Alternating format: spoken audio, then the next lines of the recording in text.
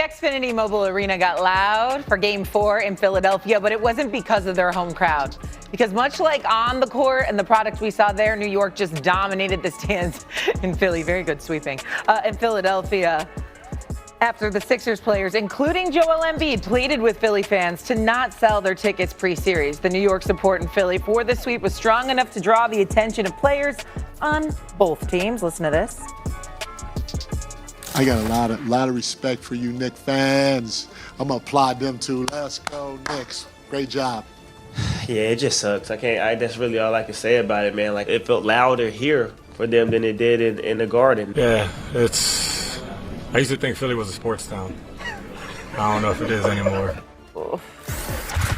Damn. Shots fired, Stephen A. Are you buying Josh Hart's comments that Philly is no longer a sports town?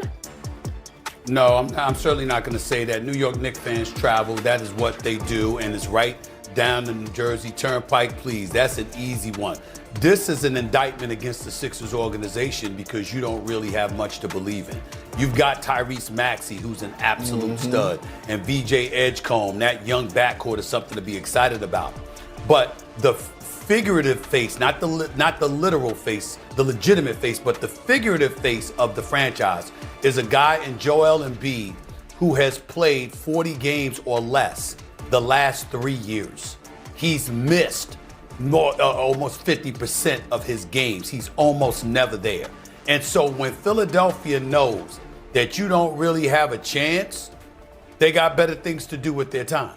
It's just that simple. And I think that when you look at when Allen Iverson was there, remember, that brother was box office. Outside of Michael Jordan, he might have been the biggest star in the NBA for a year or two, if not longer. So, and he was a warrior. So even when Knicks fans would show up, it wasn't like this. But the problem is you don't believe in the Sixers. That's what this really comes down to, which is why change needs to happen upstairs. And I'll get to that in a second. Y'all go ahead. SA, just real quick on that.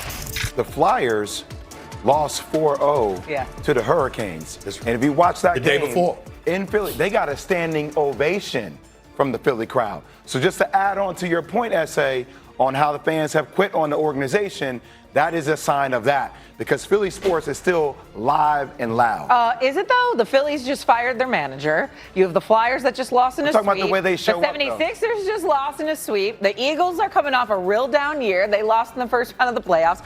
Philadelphia sports is in a little bit of hurt right now. They got to get things right. But I hear what you're more talking about organizationally with the 76ers. Let's go to the 76ers. Go ahead, Perk. Okay, Perk, hold on. Hold your thoughts. We're going to go to the 76ers here. We're going to zoom in a little bit because they were swept by the Knicks, as we just talked about, but now they've got bigger problems than just that. JWill Embiid was eliminated before the conference finals again, and he remains the only former MVP to not reach a conference finals in their career. The Sixers big man spoke post-game on how he viewed the season, though, and listen to this. It might surprise you. I know we lost, and I know that's not the right mentality to have. But, for me, this was a success. We came into the season thinking that, there was not much left, based on the last 2 years. And now I'm sitting here, not even worrying about my knee. I feel like I still played as hard as I could. I fought hard. I tried to give us a better chance to win. I don't know who's going to be here.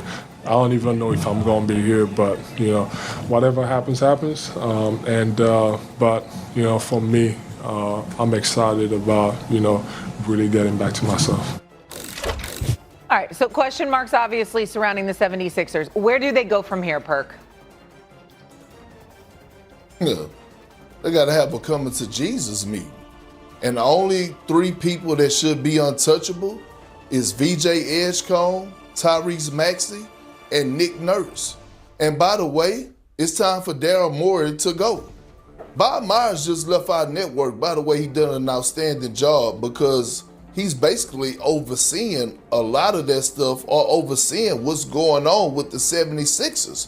And when you think about what's going on, Paul George is owed $54 million next year. JWill Embiid is owed about $55 to $56 million last year.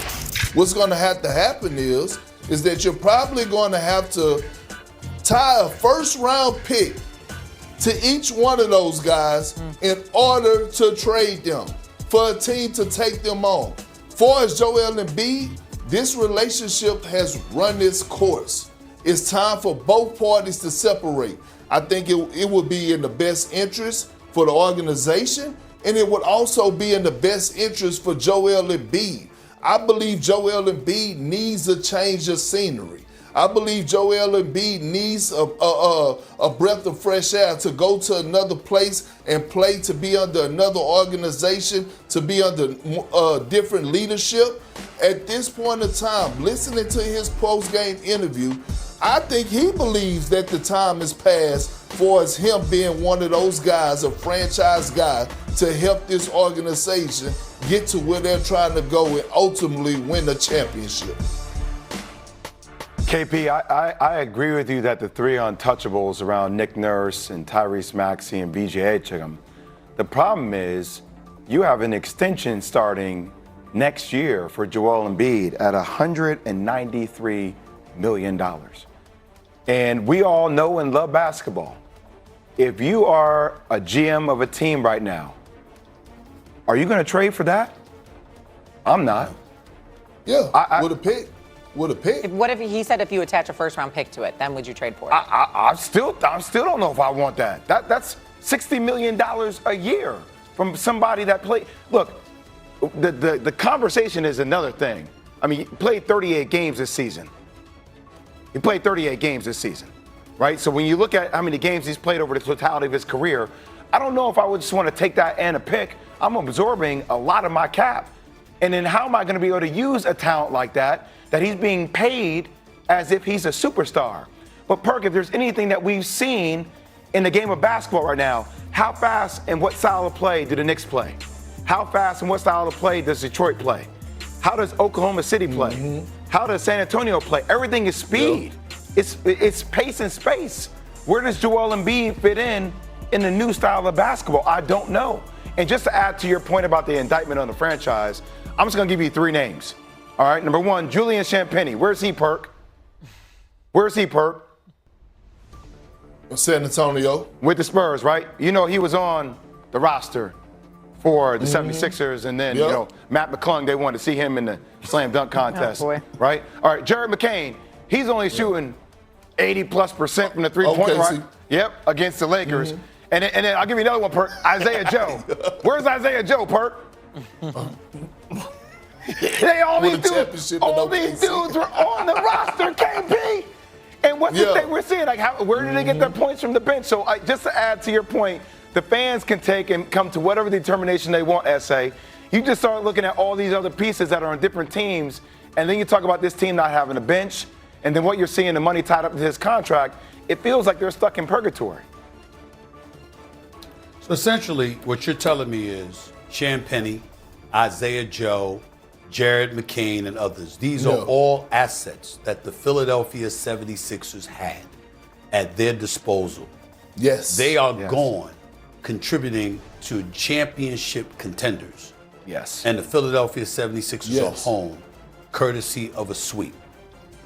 JWill Embiid is about to start, not finish, start a 3-year, $193 million extension. Ladies and gentlemen, that is over $64 million a year over the next 3 years.